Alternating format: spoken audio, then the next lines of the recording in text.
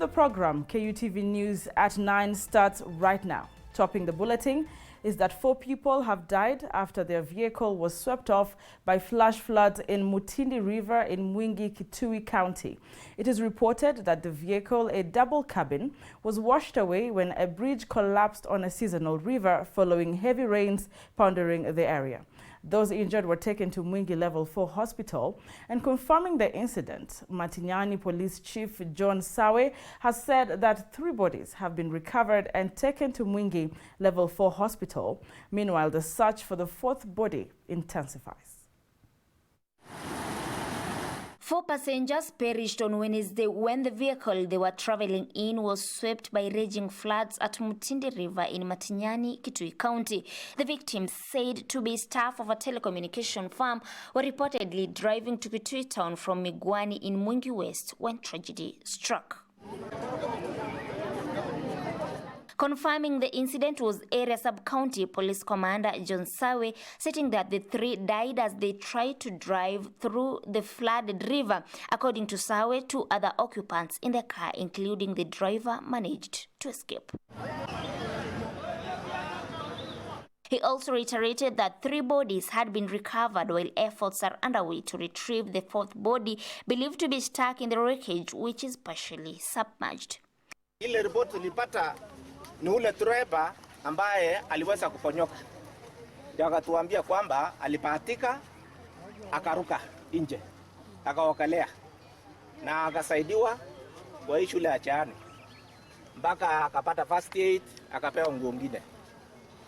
Sasa ikawa hatuna namna kwa wale ambao walikuwa wamesombwa na gari. Na tumeona gari iko hapa na miili 3 tumetoa iko kwa gari ya polisi. Na tuna suspect kuna mwili moja bado iko ndani. Elsewhere in Mombasa County, fear of disease outbreak has been reported following the heavy downpour witnessed in the region, with residents being asked to remain vigilant. And in Baringo County, residents living in floods-prone areas have been urged to move to safer grounds to avert loss of lives and properties. Addressing the residents, Water CS Simon Chiligui has said the government has set aside 400 million shillings for construction of dikes and clearing of waterways in areas affected by floods. The rains have begun and the floods are we are receiving information about the floods. But as a ministry, one of the first advices we give the public is to move out of water flooded areas. That is the first advice. The second advice is, as a ministry, we have allocated 400 million to build dikes and protections of flooded areas.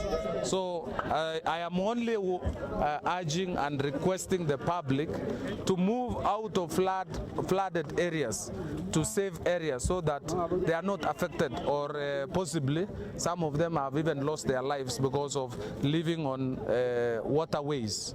This even as the government is constantly monitoring the flood situation in all the affected counties, with the government spokesman Sarah Suguna stating that on top of the flood situation and any other disaster that may occur, they have all the necessary personnel and mechanisms to handle disasters. With the onset of rains, the weatherman has warned of continued rainfall causing floods across the country.